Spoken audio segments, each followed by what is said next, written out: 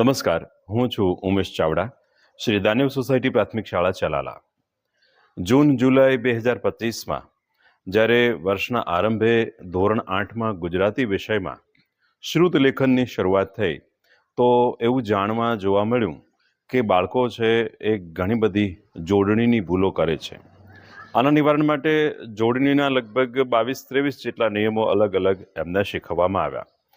એ નિયમોમાં કેવી રીતે જોડણી થાય એના જે શાસ્ત્રાર્થ અનુસાર નિયમો કેમ છે એ બધું શીખવવામાં આવ્યું, પણ છતાં ધાર્યું પરિણામ ન મળ્યું. ત્યાર પછી એક નવો વિચાર આવ્યો કે આપણે જે પણ વસ્તુ યાદ રાખીએ છીએ એ સામાન્ય રીતે આંખનો વિષય બનતો હોય છે.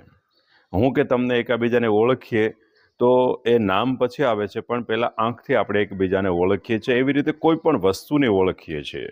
દાખલા તરીકે આપણા હાથમાં પેન છે તો એ તરત સામે આવે તો એક તરત ખબર પડે કે આ વસ્તુ છે, પેન છે, આ સફરજન છે, આ બટેટું છે, વગેરે વગેરે. તો એ દૃશ્યથી આપણે કોઈ પણ વસ્તુને ઓળખતા હોઈએ છીએ.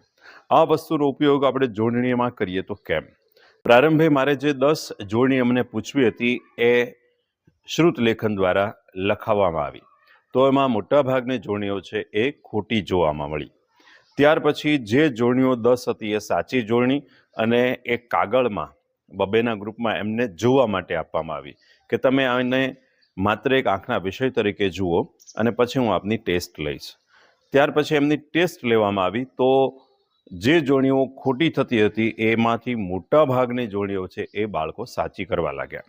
આને આ પ્રયોગ બીજી 10 એમ કરીને 50 અને પછી 100 જેટલી જોડણીઓની છે આ રીતે તપાસ કરવામાં આવી. તો એમાં 65% વિદ્યાર્થીઓ છે એમાં સફળ થતા જોવા મળ્યા. તો આ હતો વિષય જોડણીનો.